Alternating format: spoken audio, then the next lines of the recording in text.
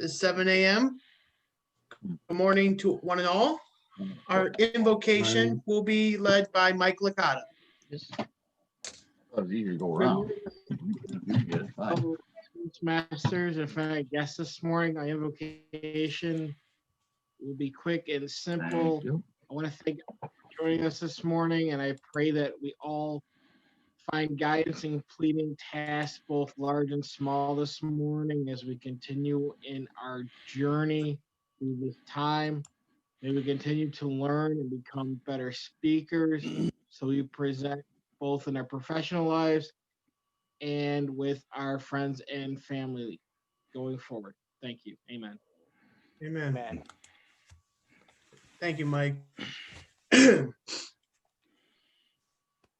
I pledge allegiance Allegiance to to the the flag flag of the of the United United States States of America. of America To the and To to the the republic. to the republic republic for which it stands, stands one one nation, nation under under God, under God, indivisible, indivisible, with with liberty, liberty and justice, justice for all. justice for all. Good morning, fellow Toastmasters. Happy Thursday. Are there any announcements from the floor this morning? Go ahead, Tom. Yes, we had a meeting with the high school on Tuesday.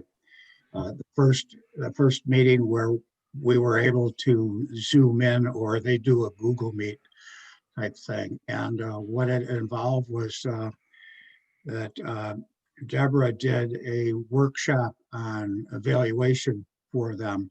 I did a speech, and then Kristen evaluated my speech, and then the students came in on chat, and we talked a little bit about that. So we're underway on that. Our next meeting is next week, Wednesday, I believe. They're going to try and do a regular meeting with a Toastmaster and all of the different parts. Joe had taken one of the videos of our meetings and reviewed it with the kids in the classroom and those that are doing it virtually as well, so they have some sort of idea as to what a regular meeting looks like and what the jobs are in that. So that's underway. Just thought I would let you know. Thank you so much for that, Tom. Sure. Yeah, I'll be back on that next week. I'll join you. In 2 weeks is our fall open house, and I know we'll get the details out as soon as possible, and we'll go from there. Any other announcements from the floor? Eric, Yes, Phil. very quickly, Go ahead. don't forget to have Tracy invite the Rotary, Yes. because I'll- Toastmasters is teaming up with them, okay? All right, I'll reach out to Tracy and we'll get that squared away. Thank you for that, Phil. All right, if there's any other further announcements, I'll turn things over to our Toastmaster of the day, Mom. Jackie, the floor is yours. Thank you, Eric. Good morning, everyone. It's nice to see so many faces here this morning. I remember my first Toastmasters meeting as a momentous occasion, and it's brought a lot to my life, all of you, for instance. So momentous occasions may be small things, but they have a big effect, or it may be something that's momentous for many people. I know as a baby boomer, I think most baby boomers remember where they were when news came of President Kennedy's assassination. So think about momentous occasions in your life and share them with us this morning. Let's get into our job holders. Anne-Marie Lenhart is our word master today. Anne-Marie, what word are we going to be using this morning? Well, good morning, everybody. Nice to see everybody early in the morning. To dovetail with momentous occasions, the word is significant. Can everybody see that? Significant. significantly great or important, to be worthy of attention or noteworthy. An example is, in times of stress, her dreams seemed especially significant. So significant is the word of the day. Thank you, Anne Marie. Quote master this morning is David Licata. David. Wait a minute. Hang on. Oh, already. I am unmuted. Well, I hope this will be a significant quote. And it's by Shelley. Fate, time, occasion, chance, and change. To these all things are subject, but eternal love. And my quote to back that up is, when you find eternal love, that is indeed a momentous occasion. Madam Toastmaster. Oh, thank you, David. That's excellent. I think everybody can share that feeling. Next, we're going to enjoy a significant bit of levity from Larry Eggert. Take it away, Larry. Significant bit of levity. I'll do my best. That really raises the bar. So Juan Vega was a clam diver, and he found an injured sea otter one day and nursed it back to health. From the moment the grateful otter was able to walk, it never left Juan's side. It even learned to dig clams with Juan. One day, a man went to Juan's house to hire him for a week. His wife answered the door and said, "Sure, you can hire Juan. It's $500 for the day." The man says, "That much?" The wife says, "Yeah, but you're not only getting my husband, but you're also getting his otter. They bring up more clams than anyone else in town." The man replied, "I just wanted Juan. I'll hire him alone for $350. The wife said, "Sorry, you can't have Juan without the otter." Oh, Now that was deep. I apologize. Madam thank you, Toastmaster. Larry. Truly significant humor this morning. Who's on the drums this morning? And now we'll hear from our grammarian, Len Thornton, to explain his job. Len. Good morning, everyone. My job as grammarian is to take note of our use of the English language.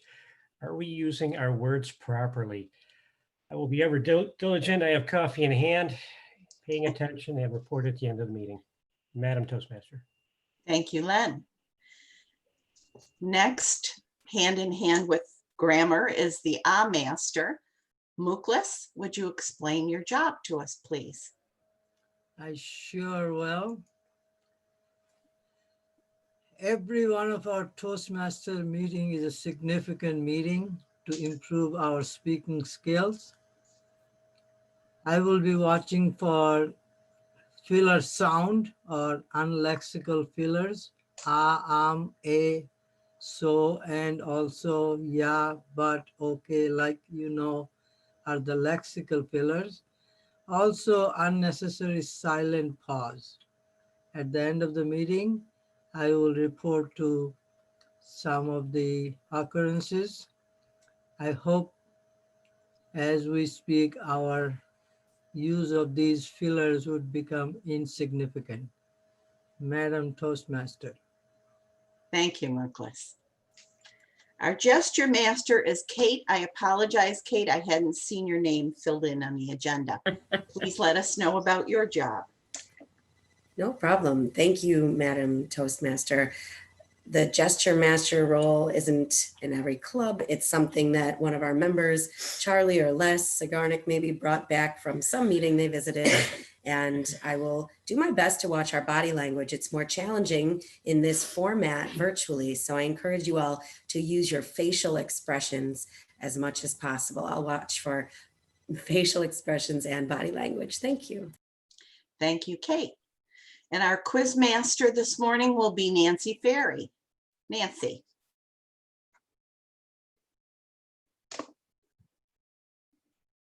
Hold on, I'm on my phone, so it's always a challenge. Thank you very much, Madam Toastmaster Mom. I will be your quiz master, listening today for maybe some significant little tidbits of information, maybe some, I'm not sure what I'm going to be listening for, but I'm going to be listening, and I will quiz you at the end. And remembering that listening skills are significant to our overall ability to communicate and to be in relationship with other human beings. So keep your ears open for the end, and I will give you a short quiz. Thank you, Nancy. We'll be looking forward to that. Our timer this morning is Marty, and Marty's been practicing. So do you want to explain your job and let us know what's going to be happening, Marty? Morning, Jackie, fellow Toastmasters. Nice to see everyone this morning. As timer this morning, I will be doing just that. I will be timing the three main segments of the meeting: the table topics portion, the evaluation, the speaking portion, and then following the speaking by the evaluation portion. The lights will be coming on for table topics. Table topics is a 1 to 2 minute impromptu speaking.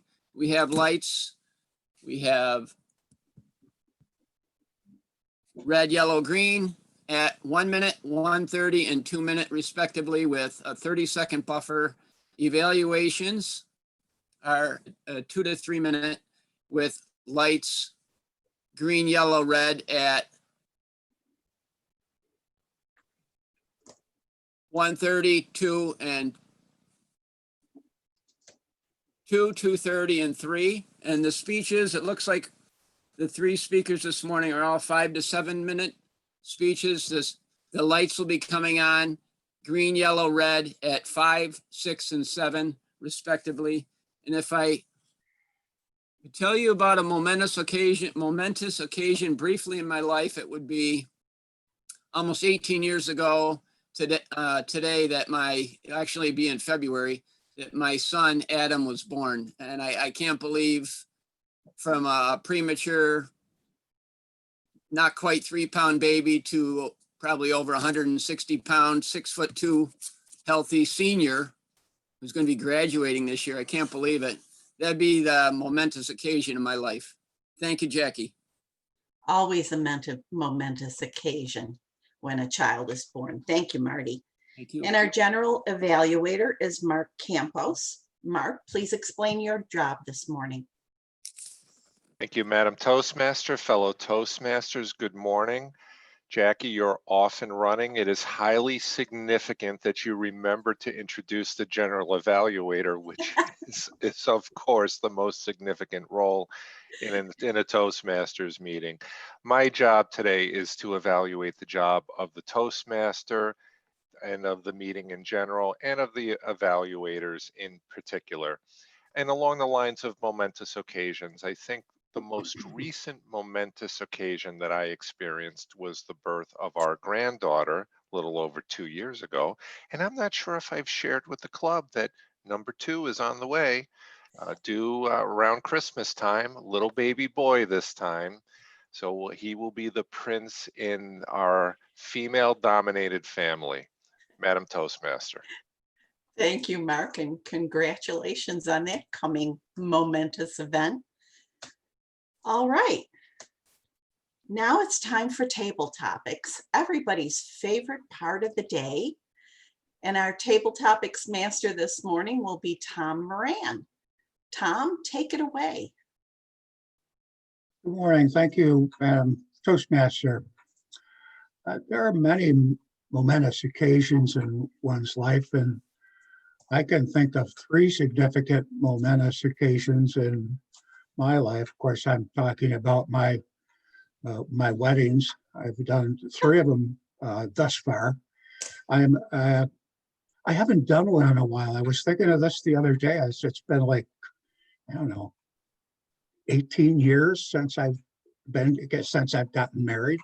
So, you know, I'm kind of like, I'm getting restless, I guess I could say. I'm getting anxious. I do enjoy a nice wedding and, you know, being the center of attention and, you know, making up my vows and all of that. That's always pretty exciting.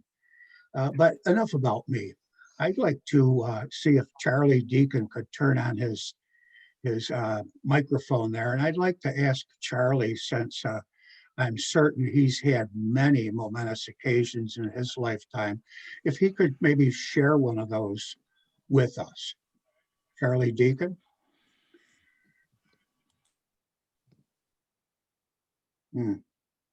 I think Charlie's screen is frozen, perhaps. Oh, it's Oh, not. you're there? Okay. But I'm an evaluator.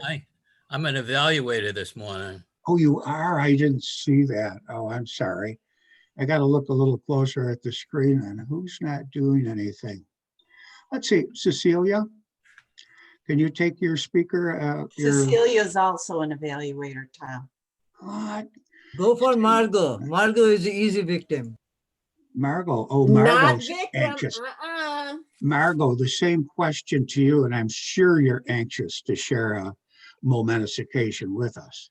A momentous occasion. Well, actually, we've just had a couple momentous occasions in our family, and they are quite significant.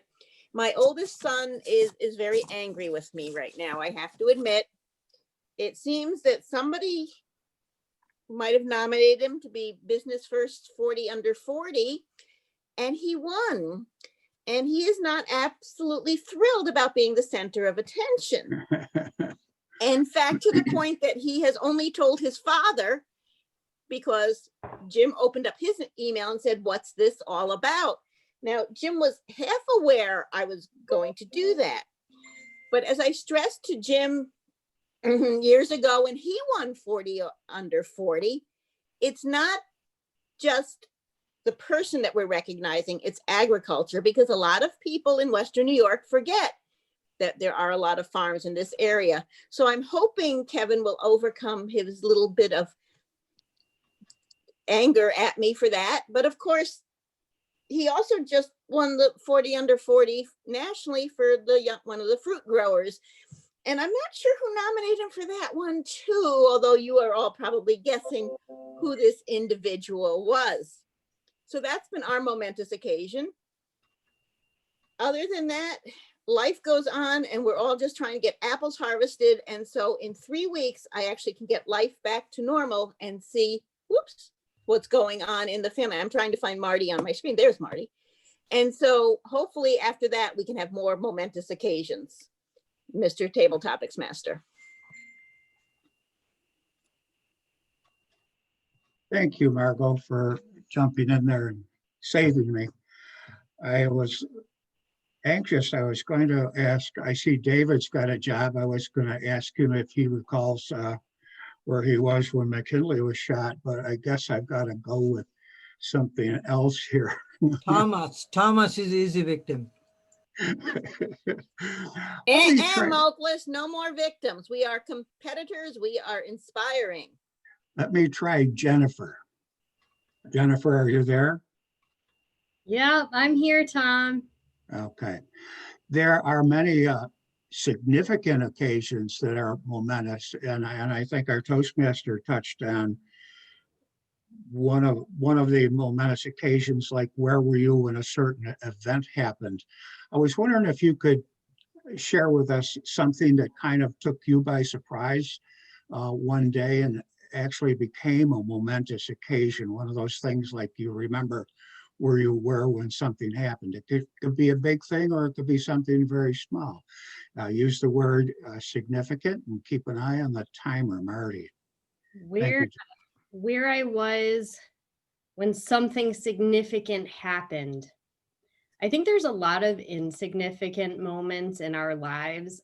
And there's one particular moment that was incredibly insignificant that is a family reference point and has been for the last decade or more. And it was this moment while we were traveling. We were on a family vacation. I was actually studying abroad in Ireland, and my family came to visit because they're nice like that. My grandma, my aunt, my mom, my sister, and we were all traveling together for the weekend. We had gone to a bunch of tourist locations, and it had just been a very long weekend, and I needed to get back to the city of Galway. So we were on our way back, and there were these signs for this horse museum. And it just sounds like the most boring, horrendous event to go to. Like, I'm not that interested in horses. I have no desire to go to a horse museum. Like, I can't even imagine what's going to be in this museum that would be interesting. And all we wanted to do was just go home and go to sleep, take a nap or something. And my aunt was driving the car and she goes, "Oh, look, a horse museum," into the parking lot like it was some magical place.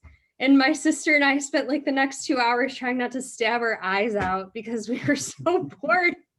But it has become a focal point in the family folklore that we will reference back to, like, oh, remember that horse museum?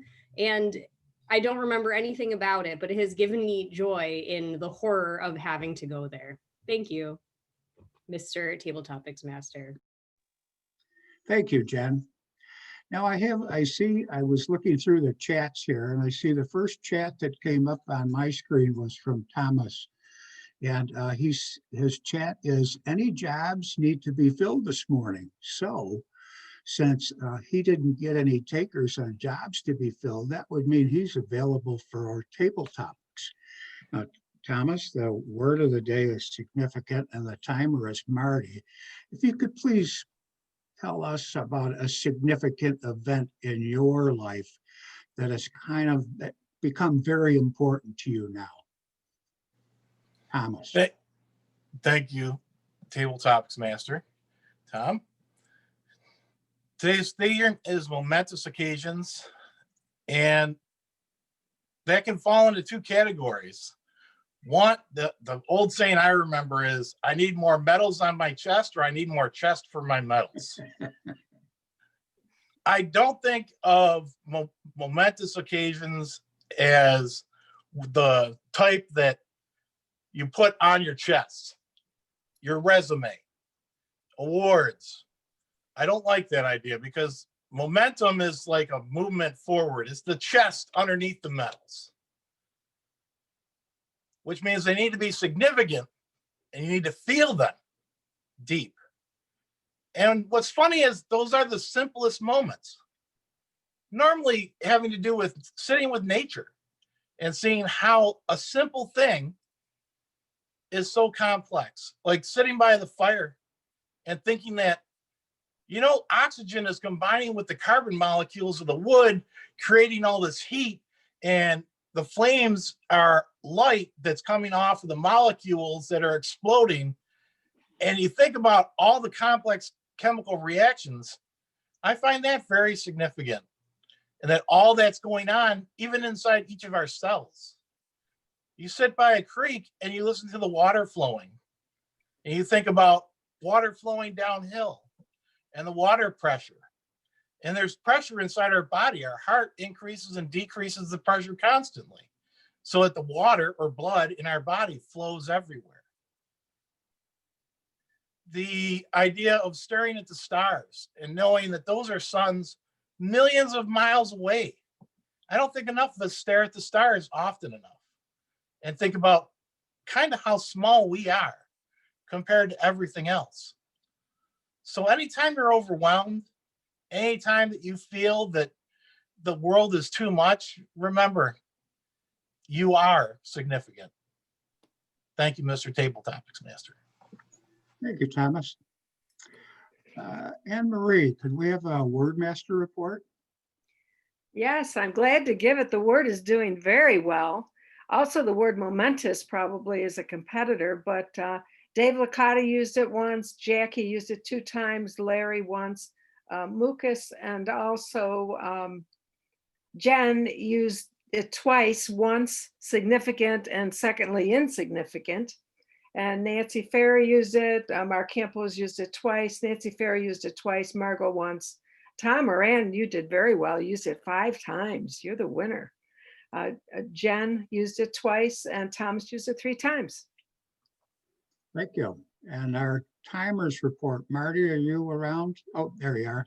Yes, thank you, Mr. Topics Master, for calling on me during this significant portion of the meeting where I let you know how our table topic speakers fared. Margot came in at 139, qualified. Jen qualified at 139, and Thomas Heldwein qualified at 2:05. So Margot, Jen, and Thomas H. all qualified. Thank you. Thank you, Marty. There you go, folks. You'll see popping up on your screen a ballot for the best speaker. So go ahead and choose something and submit that, and I'll turn it back over to our Toastmaster, Jackie Kenney. Jackie? Thank you, Tom. It's always good to hear from you. I love the fact that everything's going so smoothly this morning. It's significant that the timer's working smoothly and everyone's jumping in to do their part. We've got the word used a significant number of times. That's always a good thing.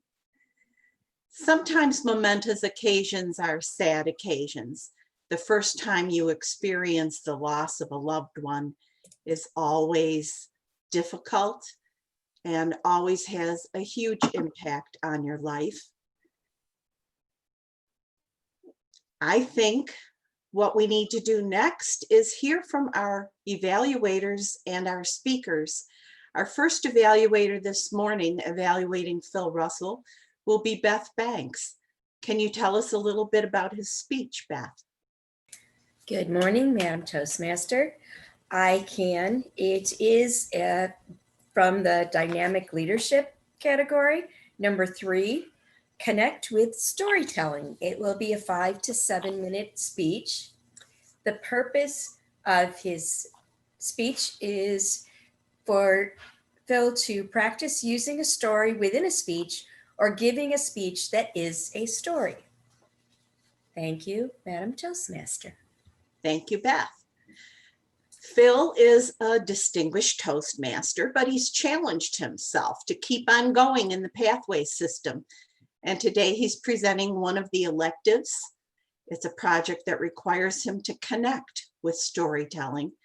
Let's all listen as Phil tells us to follow your passion. Phil Russell. 40 years ago, and it seems like yesterday. I can remember it just like yesterday. 40 years ago, I retired from my passion.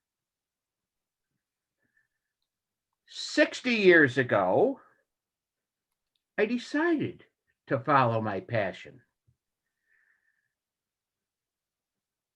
At an early age, I got the coaching bug, and that bug bit me hard. So I went to college to study and find out what it was all about. I went to Cortland State University for physical education, one of the better colleges in that area, for teaching and learning. A great experience. I left, jobs weren't available. I moved around, had a couple of jobs. I actually left a good job, a very good job, to take up my passion. I went to DeSales and I became one of the football coaches. Had a wonderful time, met some great people. What a great experience. It was just wonderful. Had more fun and enjoyed myself. However, during that time, I got ill, very, very ill. I went into the hospital. So while I was in the hospital, I decided it was time to make a change. So I decided to go to Arizona. So I went to Tucson, Arizona, just on a whim, out of the cold, out of the blue. And I went around looking for a job. And sure enough, I went in to a Catholic school, Sal Point Catholic High School in Tucson, Arizona, and said, "Do you need a football coach?" Well, Father Frank said, "You got to talk to the athletic director. We'll see how it goes." I talked to Ed, wonderful man. He followed his passion for 33 years, moved 30 times though. And I met up with an individual, Alex Canosa from Michigan. He was following his passion. And we became coaches together. We took a program that hadn't won a game in about 3-4 years. and we started to win. And we kept on winning. And with all the other coaches and ourselves, we put that program together, and they have not stopped winning since. It's amazing to see their record since we left. I'm very proud of what they've accomplished over the years. Then I had an opportunity to get a college job. So I came back, and we started the football program at Buffalo State College. Something I always wanted to do. We put up the goalposts. We did everything. We didn't have much help, but together we worked. We all followed our passion. I had I was one of 3 assistant coaches and our great head coach. And what happened was, it was amazing what could happen with a passion. It was fun. We had a great time. We didn't make much money, but boy, we put it together. Now, if you're following your passion, how do you evaluate success? Well, I look at it back, and you can tell me whether I was successful or not. But in football, state championship in New York, not too bad. Arizona, state championship, one of the toughest leagues in the country. And it's one of the best programs in the country now.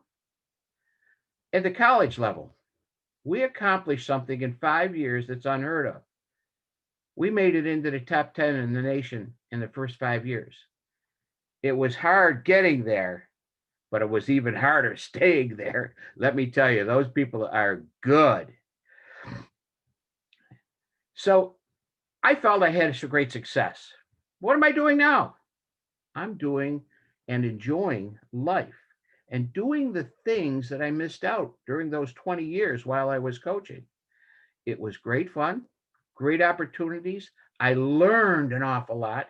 And now I just feel like, hey, I accomplished something. I have talked to friends that said, you know, I'm working at this job. I've been told by my parents to get it. And I wish I could do that. I wish I could do that. The time is never right to follow your passion.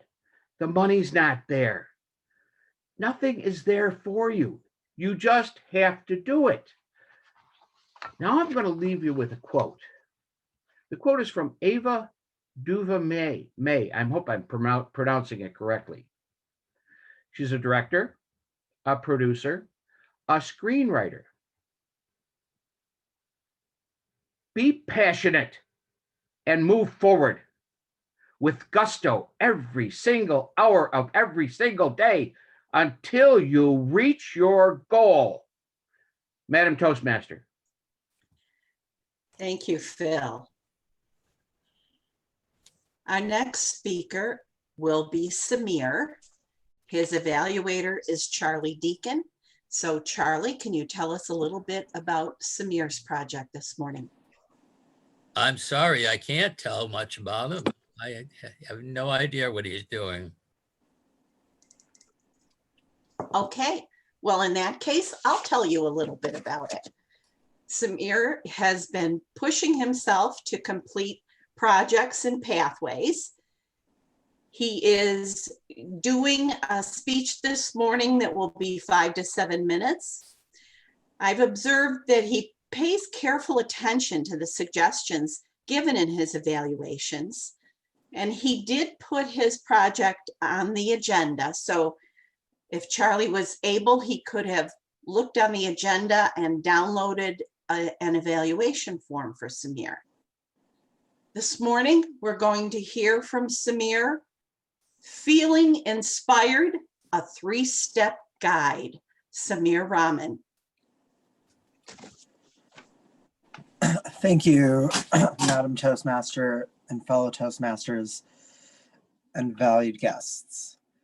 Inspiration is a difficult topic for many, but I think there's a value to realizing that there's inspiration all around us, and it's really easy and within our control to recognize and utilize it. In tumultuous times, it's often tough to see where we can find inspiration. It's especially tough when those times get even darker. Many people will cite a lack of inspiration in preventing them from achieving their dreams and their desires. I personally have struggled with this, as I'm sure many of you have, locked in our homes as we are now. I have found three main categories of ways in my research to inspire yourself, and I intend to share them with you today. First, let go. Letting go of your troubles is an important step in becoming free of any type of fear and able to feel inspiration from what's around you. Wallowing is scientifically proven to make you feel worse. One technique from the Dale Carnegie series of books is to consider what the worst is that could happen. Ask yourself the questions. How bad could it be really? What would you do? Could you even face whatever situation it is that you fear? For most people, this exercise helps them realize things aren't so bad and they can let go of what is holding them back. Journaling can help too, as often the act of writing itself can consolidate and sort through your mind's thought process into a more coherent, cohesive, and actionable form. So the main area of letting go is just looking at what you feel is not inspiring you and letting go of anything that you think is holding you back. The second category is considering your environment. Mankind finds himself often conditioned by the environment around him, something that can represent both the nature and nurture, because both of those constitute a condition in which you find yourself. One example, a little more concrete, is lighting. Lighting can literally brighten up your day. Improving the lighting in your environment can change the way you look at things. Limit your consumption of negativity. That's another way. If that's not feasible, try to maintain your perspective on the days, weeks, months, or years events. Things have happened before to all kinds of people throughout human history, and chances are what you're experiencing is not unique. Another way is to go for a walk. Nature can work wonders, and I personally have often found that even a short walk can help clear the cobwebs out of your head and give you a fresh perspective. And the final way to change your environmental perspective is to see the world anew by asking another person's opinion. Perhaps someone you haven't heard from in some time. A lot of times, a new perspective from another person can help change the way you look at the world around you. And the final category, which I alluded to previously, is to change your perspective more directly. There's an old story of once there was a king who wanted to be happy when he was sad and not be overjoyous or irrationally exuberant when he was happy. His advisors gathered together for a few weeks and tried to figure out what to do. This king was very tumultuous, and he himself would have, easily done away with any of them had they not come up with something that met his somewhat capricious desire to have his mood moderated. After some time, his most favored advisor delivered a ring. It bore the inscription, "This too shall pass." All of life is change, and we must all embrace that change to cope with it. Relating to your environment as well, it helps one to realize that most things can seem worse than they are, or in the case of advertising, better. That's the nature of a spectacular market in which we find ourselves in today, a marketplace of ideas. And changing your perspective in your mind is the most effective way to engage with that. Controlling what you can, making small changes day by day, and seeing how they add up is another way to improve your perspective. And also, now that we have access to the internet, you can easily find that there are many ways to see any kind of events that are either inspiring or uninspiring to you. And so realizing that there's a multitude of opinions beyond just the ones that confirm what you already think or feel, or the crazy ones that are just fun to look at, can help change your perspective for the better. There's inspiration all around us. There are limitless possibilities for creation throughout our lives today. we've never had more than we've have more now than anyone else has had in human history in terms of the ease with which we can change things around us and improve our own lives. By letting go of negativity, considering your surroundings, and controlling your own perspective, you can harness the inspiration all around you. Thank you, Toastmasters. Thank you, Saamir.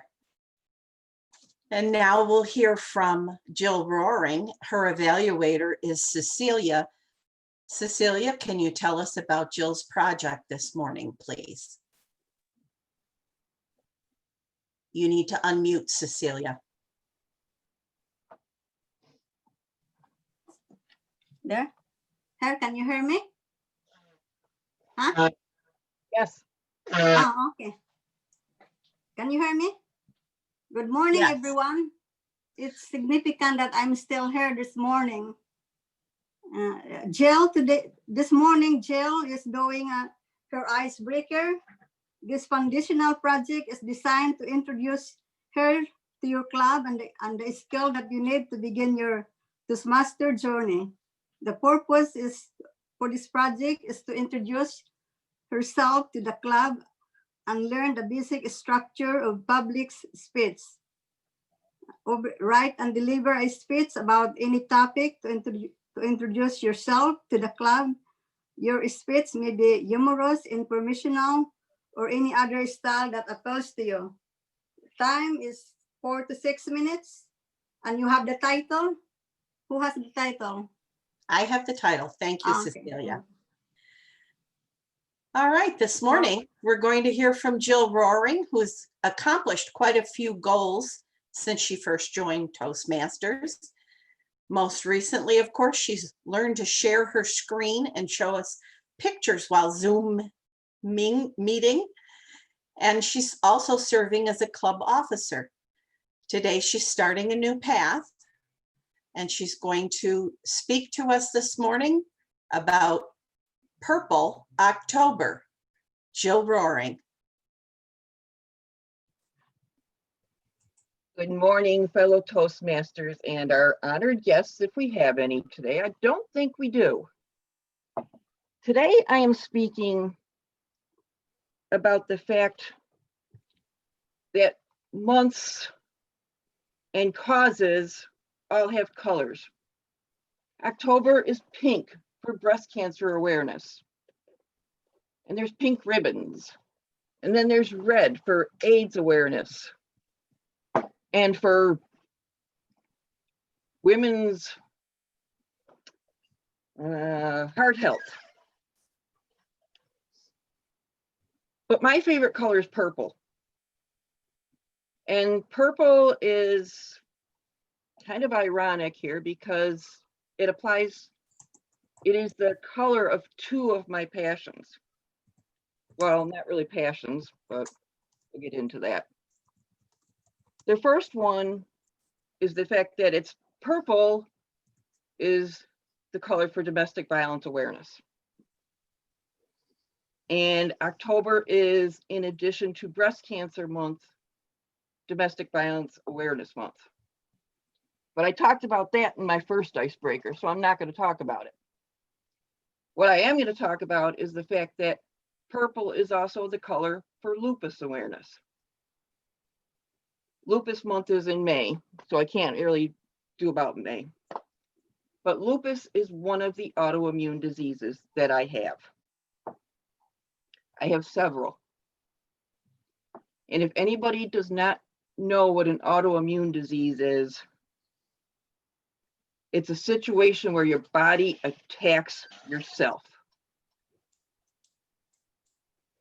Rheumatoid arthritis, it tends to attack the joints. Your hands. Rheumatoid arthritis is one of the ones I have. Lupus attacks joints. It actually has a couple of variations. I have the most common one, which is SLE, systemic lupus erythromyces, which it can affect internal organs, kidneys, heart, lungs. It can affect the skin. I have gotten rashes that don't heal very easily from the lupus. And it can attack the joints. So here I've got joints hitting me from 2 different angles. I also have Sjogren's syndrome. Sjogren's syndrome makes you very tired, as do most autoimmune diseases. But that is one of the main things about Sjogren's, is it makes me tired. Numerous times after the Toastmasters meetings at Tom's Diner, I have gone out to the car and fallen asleep. And that's just the way my body works. It also makes me very dry. All my mucous membranes are very, very dry. I have to put in eye drops all the time because I have the dry eye syndrome. And that can't be pleasant because the prescription one they gave me sometimes makes it burn and it makes them very blurry, so I can't see for an hour. I have to constantly be drinking something because my mouth is dry. And unfortunately, that has resulted in a lot of tooth decay.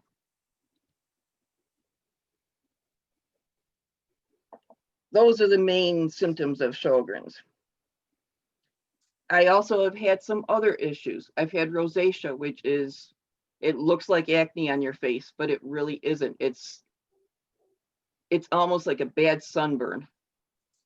And that's about the way it feels when it's really bad, is intense, almost 3rd-degree sunburn is on your face. It hurts. And it doesn't, and you better not use typical acne medications. They don't help.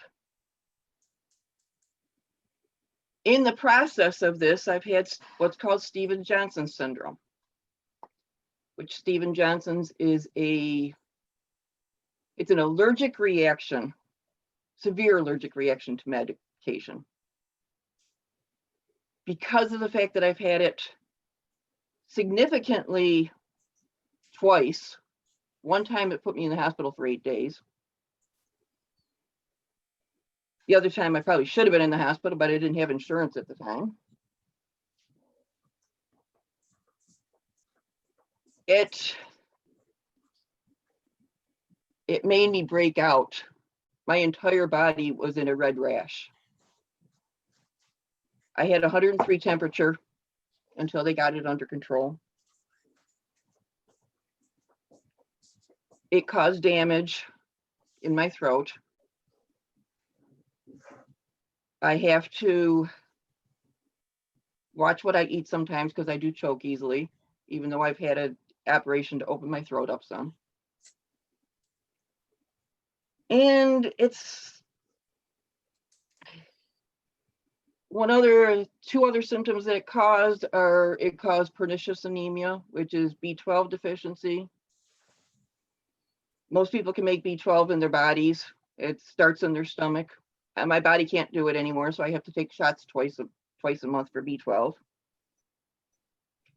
And the other thing it's gave me is peripheral neuropathy. I can't feel my feet most of the time. And I don't know about you, but when you have to look at your feet to know whether you put your shoes on or not, sometimes, that can be really pretty weird. So if anybody else wants to know anything about autoimmune diseases, let me know. Mrs. Toastmaster, it's all yours. Thank you. Thank you, Jill. Jill mentioned guests, and we do have a guest who came on during the speeches. We've got a visitor from the Philippines, Josh. Would you like to say hello to everyone, Josh? Hi, everyone. I'm joining you from Qatar, but I'm actually from, I'm a Filipino. I'm originally from the Philippines, and I'm a Toastmaster, so I'm a visiting Toastmaster. Well, you're very welcome. And at the end of the meeting, we'll ask you to chime in and tell us what you think about how we conduct things here. Sure. All right. I think Larry has probably prepared the poll, but first we better hear from our timer to know if everyone made their speech time. Marty, how did everyone do with their timing? Yes, thank you, Jackie. Phil qualified at 5:42. Saamir qualified at 5:49. And Jill qualified at 6:25. So Phil, Saamir, and Jill all qualified. Thank you. Thank you, Marty. Now that poll is up, so everybody please vote. And also take a moment to send a message in the chat to the speakers, telling them what you thought about their speech or some suggestions you might have. Let them know how much you appreciate their participation in the meeting. It takes a lot to get on Zoom and give a speech. It's not all that easy. Now we'll start hearing from our evaluators, and the first of those are Beth Banks. Beth, please tell us what you thought about Phil's speech and how he did this morning. Beth. Thank you, Madam Toastmaster. I think I have a difficult job trying to evaluate Phil Russell, who, as a distinguished Toastmaster, has it together. His intro was very good, really popping. I loved the expressive, very good job when he said that. That was really amazing. The facial expressions, gestures. He did a wonderful job there. I've heard a little of this story of his before, but it was interesting getting into a little more detail, giving us more about this story and his passion for life, which he obviously has a great deal of. The only suggestion I could think of would be if his background was a little less distracting. There's a lot going on in the background. For example, Jackie, right now you have a white wall behind you. It's not distracting at all. So Phil, that would be the only thing I could suggest, is to perhaps go where there is a more plain wall or something plain behind you. I know that's very difficult in my house, so it may be difficult in yours also, but that would be my suggestion. I would say to look at that, see if you can, that would not really be a significant change in your speech, but it would be a small change that perhaps would allow you to be less distracted to the onlooker, which in Zoom does make a difference. Your expressions were very good. I would challenge yourself to possibly have different gestures as you're going along. But aside from that, I think Phil did a wonderful job. As I said, he's distinguished. What can I say? This was my first evaluation. I don't know if that meant it was more difficult because he's distinguished Toastmaster, or you made it easy for me. I don't know. Thank you, Madam Toastmaster. Thank you, Beth. And our next evaluator will be Charlie Deacon, telling us about Saamir's speech. Take it away, Charlie. Madam Toastmaster and our second speaker, I really enjoyed it. And he brought, I think he was talking to me really with his three things of trying to inspire people. Let go. That I need to do that sometimes. And then going on to consider the environment and a few other things, but those three things hit home with me. And it for me, it was great. A couple of things I think he might do. and I'm not quite sure how he can do it. Well, one, he can have a voice variety. It was just on a level. That's what I do, is on a level. I keep talking about the same thing or same tone, and you need to go in sometimes to the thing. You got to sit up a little bit so you can, people can see what's going on. But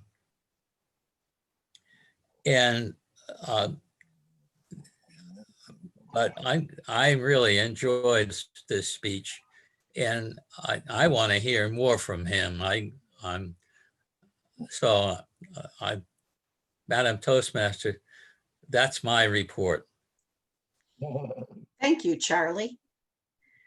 And our final evaluator evaluating Jill's speech is Cecilia. Cecilia, please tell us what you thought of Jill's speech this morning.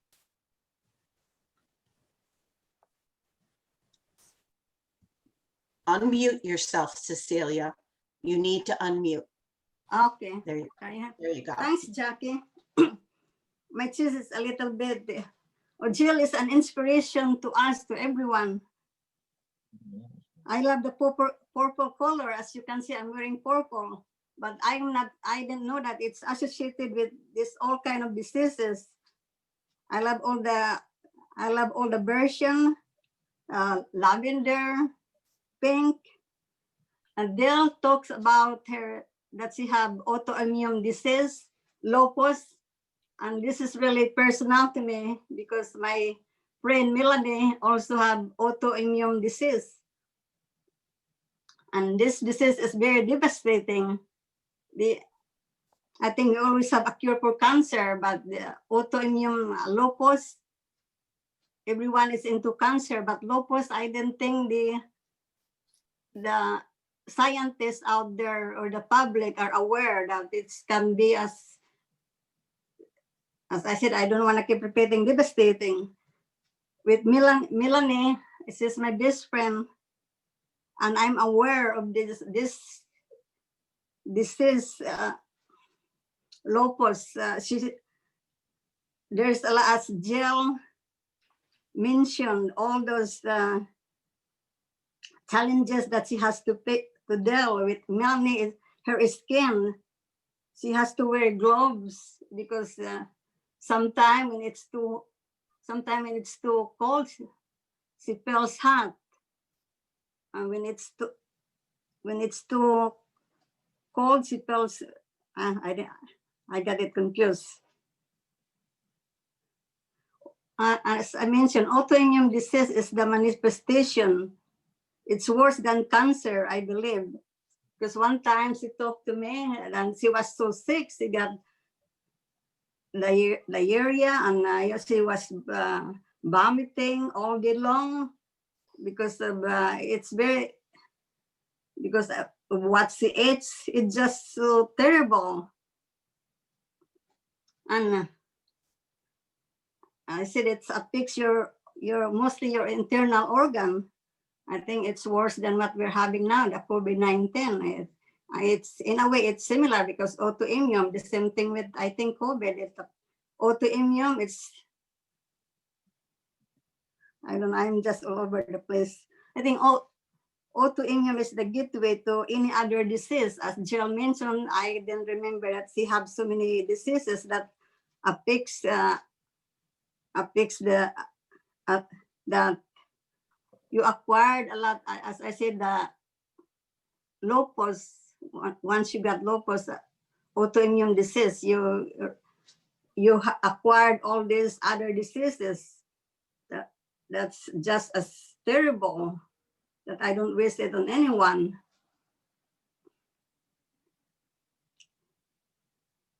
And Jill, I didn't know that. I know Jill for quite a while now, maybe 3 years. And before that, before she joined, I know she's been, AM Lockport knows Jill for more than me, maybe 10 years. And I don't know if any of us knows about what she's had, what she's been through, because autoimmune is not a joke. It's very, so it's Jill. Saamir mentioned about inspiration is all around us. Jill, just like my friend Melanie, she's an inspiration to all of us. I don't know how she does that.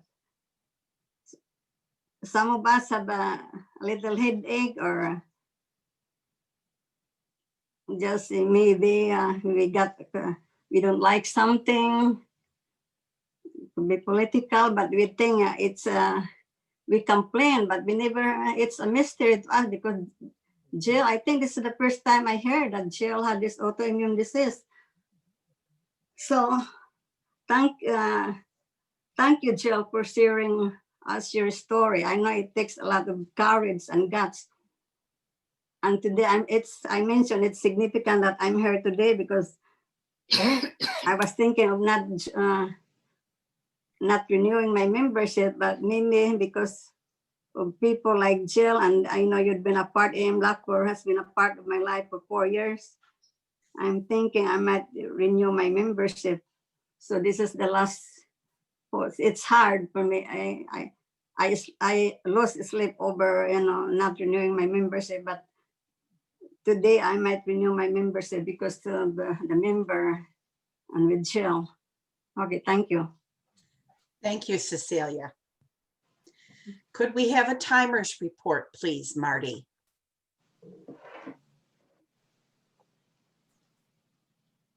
Do we have Marty there to give us a timers report? Thank you, Madam Toastmaster. I have a timers report. Timers report for the evaluators. We have Beth Banks qualified at 2:35. Charlie Deacon qualified at 1:52. And Cecilia was 5 minutes and 30 seconds. So Beth and Charlie qualified. Thank you.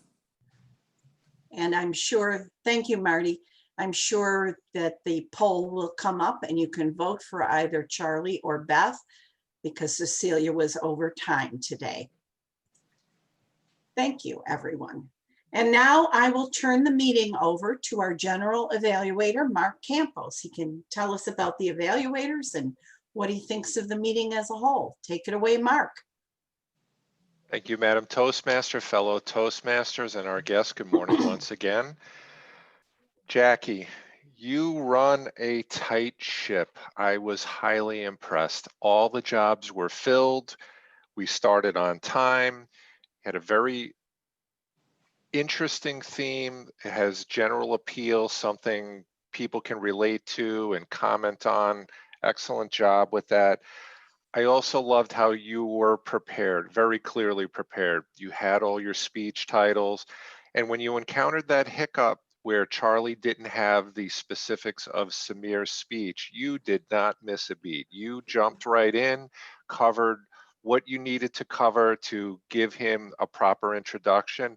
And I might add, you also snuck in a little admonishment for Charlie for not getting the evaluation form from the agenda. So well done, always delivered with a smile on your face, as you so uniquely are able to do. From the standpoint of our evaluators, Beth, this was your first evaluation. I find that a surprise to me because it feels like you've been with us longer. I thought you did a nice job making a sandwich evaluation, something positive, something constructive, and then ending on a positive. So good job with that. I was particularly impressed that you found something, since this is your first evaluation, because Phil was really good today. And as I watched him, I wondered what constructive feedback you could give him, and you found something, which is good, because there is always something to improve upon. Nobody ever delivers the perfect speech ever.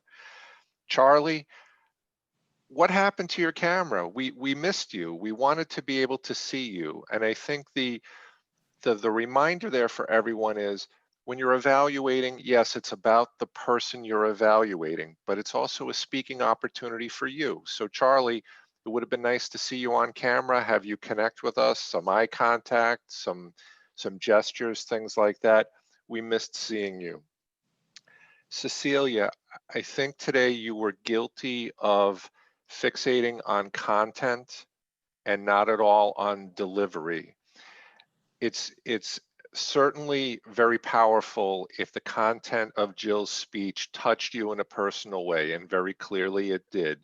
And I think incorporated into your evaluation, it could have had a major impact.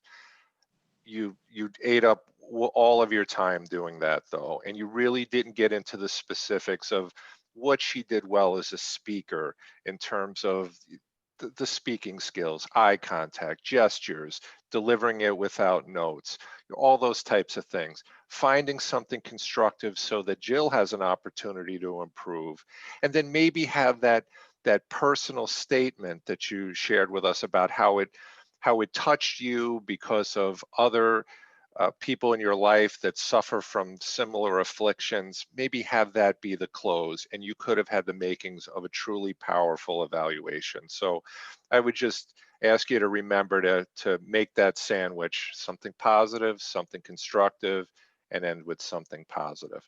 But overall, I think it was an outstanding meeting today. I think everybody was on point, and we're really getting into the groove with these Zoom meetings, that's for sure. So, Madam Toastmaster, would you like me to continue and call reports? I think that's a lovely idea. Why don't you do that? I was pretty sure you would agree with that proposal, so thank you. We will start with our grammarian, Len Thornton. Len, how did we do today? Well, Mark, we did pretty well. I did notice a few things here. Phil said, "Take up my passion." I thought that was very colorful.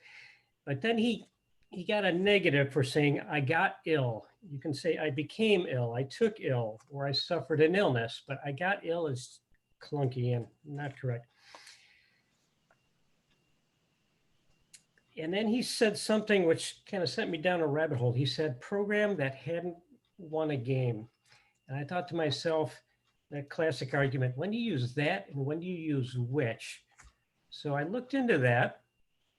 If it is a non-essential clause, a non-defining clause, you use which. If it's a defining clause, you use that. That is to say, if the meaning is lost in the sentence without that part, you have to use that. Otherwise, which is something which just kind of adds to the flavor of the sentence, but is non-essential. I sent a link to everybody in the chat on the Grammarly page if you're interested in looking that up. We never use the word which. That's the problem, especially in October. I think we should use the word which a lot more. Saamir said, "See the world anew." I thought that was nice. And capricious desire. And mood moderated, very descriptive vocabulary. I like that.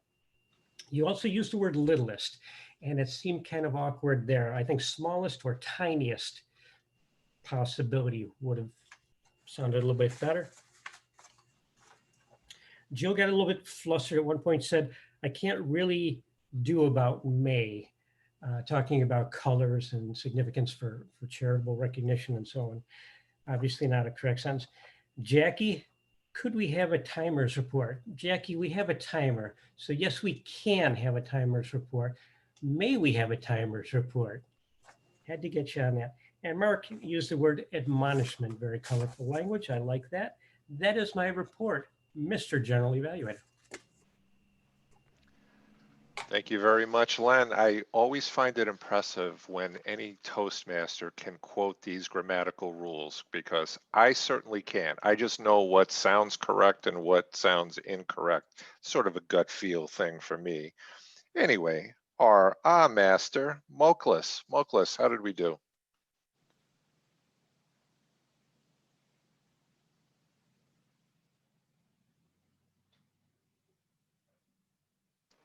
Moklis, you are muted. We're not hearing you. I got it. Thank you. Yes, Mr. General Evaluator and fellow Toastmasters friend and most honored guests from Qatar, but from Philippines originally. Our counter's job is to encourage improvement of not using the filler words. And as I've gone around the world, I've seen a lot of different styles and forms. I tried to use it once, but then I was admonished very well. So I had to burn it almost. So overall, I believe our club is doing great. As you can see, a lot of green in the background. We've got several people who are almost perfect. And the one kudos I have to give today was to Beth Banks. She spoke like a DTM. I think her speech was completely excellent flow with no filler words. I'm impressed after only a few weeks. Maybe the daughter had to do something that has impressed her and she's fully engaged in Toastmastering improvement process. There are only few and so but overall it's almost a perfect meeting. Thank you so much, Mr. General Evaluator. Thank you, Moklis. All right, Kate Banks, can we get a gesture master report, please? Thank you, Mr. General Evaluator. I don't think we had any significant body language today. When we are in Tom's Diner or any physical location, some of our members, specifically Phil and Marty, are extremely use the physicality of the space, except I think, like I mentioned early on, I focused on facial expressions and what could be done on the screen. I noticed Tom used his facial expressions well. Margot also right up front with the camera. Jen is further back. I like that setup too. So her hand gestures were smooth and more visible. Thomas, I really liked how you leaned in and you did use your body language a bit with shoulder shrugs, and your eyes and your eyebrows are very expressive. Phil, I like how you, more than anyone else, I don't know if you even just do this subconsciously, but you move your head, you tilt your head, you nod your head, and you used your hands in the screen a lot and leaning in for emphasis. I thought your diction, it's something I've never really noticed before because it's not over the top, but I think you open your mouth more than anyone else when you're speaking so that your diction is very clear. It's not over the top, like it's not something that I've ever noticed before, but because I could see your face instead of at Tom sitting off of a table 6 tables away, it made a difference. And I think that some of us especially can learn and get that diction. Because if you don't open your mouth very much and you're talking like this all the time, it makes a big difference in how we hear you. Saamir, I thought your movements were very natural. You're closer to the screen too. You nod your head a lot, but that's something that you just do. You're a like bounce kind of a bit when you're especially saying something important. I think that Jill, I loved your positioning and you were very smooth with your hand gestures. You lean forward a bit to reference notes maybe, but I didn't find that it was distracting. I think because your message was so momentous to us and that you were trusting us to share these kinds of details, I didn't notice that it all seemed very natural. Beth, I didn't mom watch you very much from the side, but I think it looked very natural. I thought I didn't look. Anyway, Charlie, maybe he turned to audio only so he wouldn't have to hear a report about his gestures. Just kidding, maybe, I'm not sure. Cecilia, you used your hands more than anyone else, and you had to, your hair's getting so long because of COVID, or you're just changing it. You moved your hair quite a lot. I think it was getting in your face. I think, Mark, you had the smoothest hand gestures of the day. You look so professional with your headset, and then your hand gestures are just very poised. Len, also strong facial expressiveness and eyebrows. And I like your background, and it also confused me. Somewhat the same like distraction, like mom mentioned about Phil. I because I loved your lights. And then I thought, wait a minute, the lights are hanging on the gorge picture. So is that also because you're such a techie, are those real lights behind you? What does that spell? Ah, it spells beware. So I was more looking at what was behind you and also trying to watch your facial expressions. And Moklis too, with your background, not distracting really, except that I did want to read it. And I thought, my gosh, I'm glad we don't get into the nitpickiness of that so much, that chart and the counting of the eyes. So, oh, Len, thank you for the lighting. It is a real light fixture. Okay, that is the conclusion of my report. Thank you, Mr. General Evaluator. That was a long Thank you. Thank you, Kate. Our quiz master, Nancy, let's see how well we were paying attention. Yes, were you paying attention? Thank you. What momentous occasions did Marty and Mark both share in common? Mark and Marty, not fair guessing. Grandchildren. Mm, No. No, Birth of Marty's boys. child and Mark's grandchild and coming grandchild. right. Birth of a child. Celebration of children. What two words did Margot suggest to replace using the word victim when speaking about being a speaker for table topics? Competitor? Opportunity. Yeah, opportunity. No. Well, It it's was an opportunity, competitor. but it was Competitor. inspiring, competitive and inspiring. Yep. What boring museum did Jen visit? The Horse Museum. Museum. The Irish Horse Museum. What significant event took place in Phil's life 40 years ago? Stopped coaching. Started coaching. Stopped coaching. 40. Retired from coaching. Retired from coaching. Right. Started 60 years ago. Holy moly. He loved coaching. Yeah.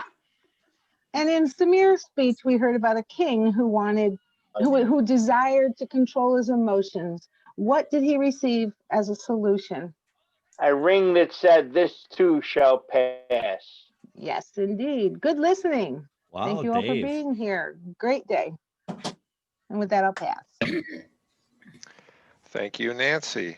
Last but not least, Anne Marie, can we have a final word master's report, please?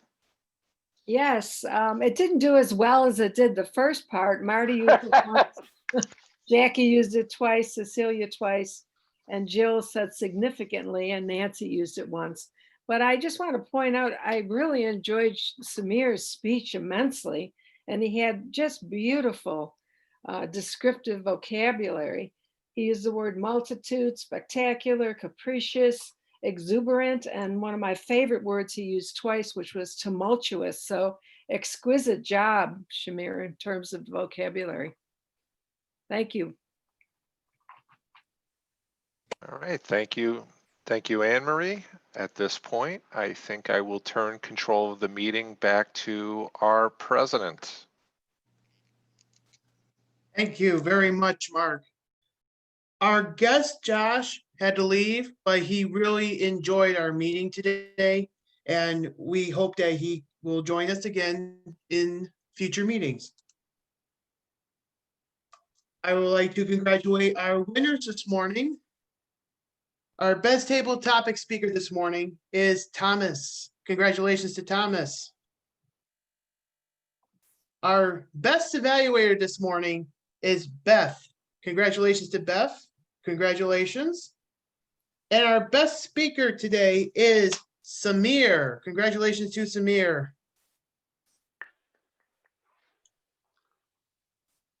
Tonight is our social hour, 7 p.m. Now, Larry will put that in the chat. Are there any final announcements from the floor this morning? Eric, I have an announcement. Go ahead, Marty. On behalf of Club President Larry McKenzie from the Buffalo Flyers Club, and I represent the Vice President of Education, I'm putting an open call for help out for either a speaker and or an evaluator for Tuesday's meeting. We meet at noon. the second and fourth Tuesday. So that'll be this coming up Tuesday, the 13th. We meet from noon to 1.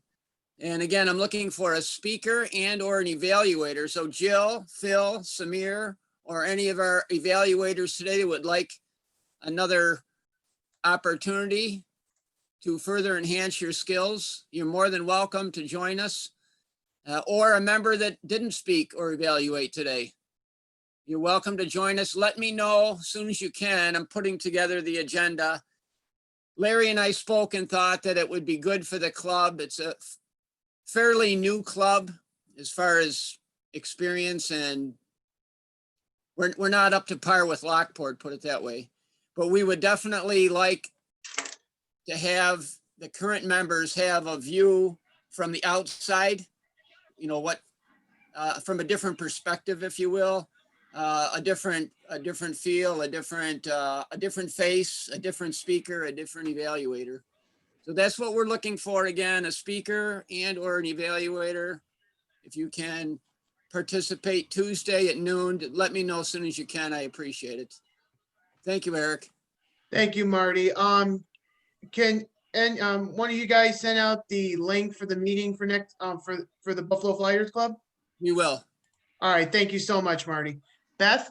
Eric, I just wanted to thank Jackie for the wonderful title for today, because we have a significant momentous occasion coming up within the next month. So thank you, Jackie. Look enthusiastic. Sorry, it doesn't need to be announced. I forgot to say it in my report. But another chance to use momentous. We're in the final countdown now, 29 days. So it's less than a month away. Big wedding. Small wedding, not a big wedding. Very sadly. Anyway, still exciting and very momentous. And the dress is almost ready. Tom, you have. Do we know who the Toastmaster is next week? Larry Eggert is our Toastmaster for next week. Okay, I'm on the schedule to be quote master, and I'm not going to be able to make that meeting. So I just wanted to let, as a courtesy, Larry, know that I won't be available for that meeting. Tom, can you drop yourself off of the schedule? Can you delete if you didn't already, so someone else can jump in on the website? Thank you. Okay, will do. Thank you. And Larry, do you have a theme? I do not yet. I will though by the end of the week. Very well. All right, fellow Toastmasters, have a great weekend. Be well, be safe, stay healthy. We'll see you all next week. Thank you very much. Bye now. Good job. Hey, Tom Moran. Tom Moran gone? Bye, Tom. Hey,